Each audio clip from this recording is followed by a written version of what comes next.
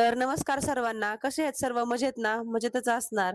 तर आमचा हा व्हिडिओ आहे उन्हाळ्या सुट्टीमधला ट्रिप प्लॅन केलेला. तर घरी बसून-बसून सारखं बोर होते. त्याच्यामुळे आहे ना माणसाला बाहेर जावं वाटते. मुलांना वगैरे असू दे किंवा आपल्याला असू दे आणि उन्हाळा सुट्टी प्लॅन झालाच पाहिजे कुठेतरी. कारण माहिती आहे तुम्हाला घरात बसून-बसून कसे हाल होतात ते. तर मी तुम्हाला स्टार्टिंगपासूनची आमची जर्नी सांगते. तर आमच्या गावातून म्हणजे आजनी शिरवानपाळमधून आम्ही डायरेक्ट निघालो कर्नाटकमधील बसव कल्याण येथे. बसव कल्याणमध्ये बसवेश्वर महाराजांचं स्मारक होतं तिथे गेलो होतो आणि तिथे बघण्यासारखं लहान मुलांनी बघण्यासारखं तर एकदम छान आहे आणि तुम्ही नक्की मुलांना तिथे घेऊन जा.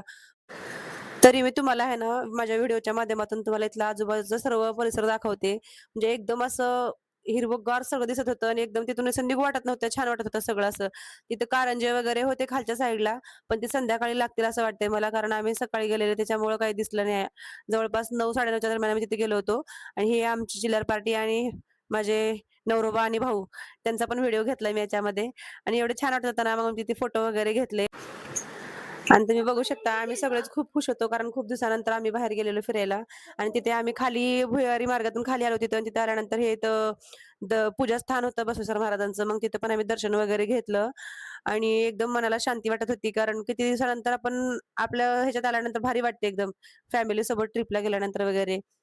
तर तुम्ही पण आहे ना ह्या व्हिडिओच्या माध्यमातून बघून घ्या कारण कोणी गेलं असेल नसेल मला वाटते बहुतेक की तिथले लोक गेले असतील आपल्या जवळपासचे लातूर साडीचे वगैरे किंवा लांबचे पण गेले असतील कारण छान आहे बघण्यासारखं.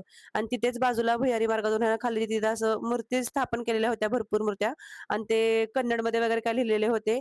इंग्लिशमध्ये पण होते. पण मला वाचता जेवढे आले ना तेवढेच मी तिथे वाचले आणि नंतर आहे ना तिथं आम्ही दर्शन घेतलं आणि कन्नडमध्ये असल्यामुळे तेवढं काही समजलं नाही. आणि तिथं आहे ना एसी नव्हती, काहीच नव्हतं. तरी सुद्धा एवढं छान वाटत होतं ना, थंडगार असं हवा लागत होती. आणि हे बघा इकडं पण आहे ना लाइटिंग वगैरे होते मध्ये आणि फक्त मूर्त्या वगैरे होत्या अशा आणि त्यांचे दर्शन वगैरे घेतलं आम्ही. पण मस्त एकदम छान वाटत होतं आणि थंडगार हवा लागत होती तिथं.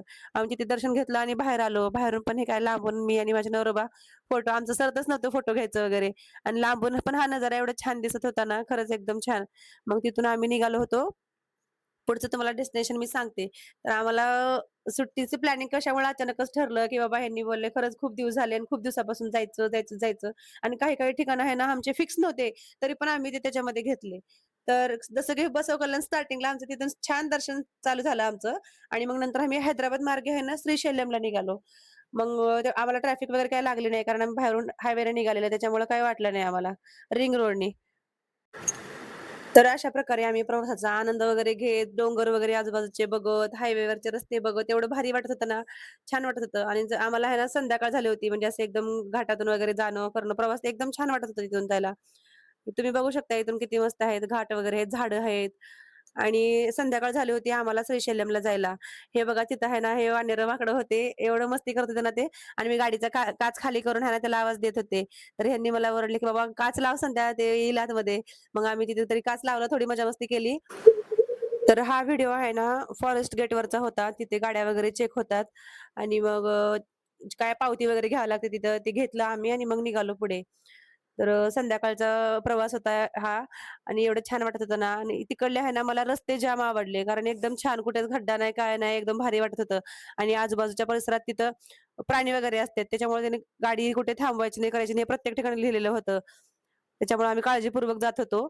आणि तुम्ही बघू शकता रस्ते तिकडचे किती छान आहेत आणि घाटातून गेले त्याच्यामुळे आहे ना सगळं काही आम्हाला बघायला भेटलं आणि मी शूटिंगचा पण आनंद घेतला. तिथं शूट केलं मस्त असं हे आणि म्हटलं की तुम्हाला दाखवावं सगळ्यांना.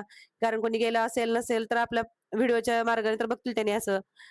त्याच्यामुळे आहे ना मी शूट वगैरे करून घेतलं आणि आमचं आहे ना हा स्टे करायची वेळ होती आता कारण संध्याकाळ झाली होती. आम्हाला दर्शन काय लगेच भेटलं नसतं. त्याच्यामुळे आहे ना आम्ही तिथे रूम वगैरे घेतली आणि स्टे केला तिथे. तर आता नेक्स्ट डेचा व्हिडिओ मी तुम्हाला नेक्स्ट व्हिडिओमध्ये दाखवते बाकीचा असलेला. तर व्हिडिओ आवडला असेल तर नक्की लाईक आणि कमेंट शेअर करा आणि चॅनलला नक्की सबस्क्राईब करा. तर बाय बाय. भेटूया नेक्स्ट व्हिडिओमध्ये.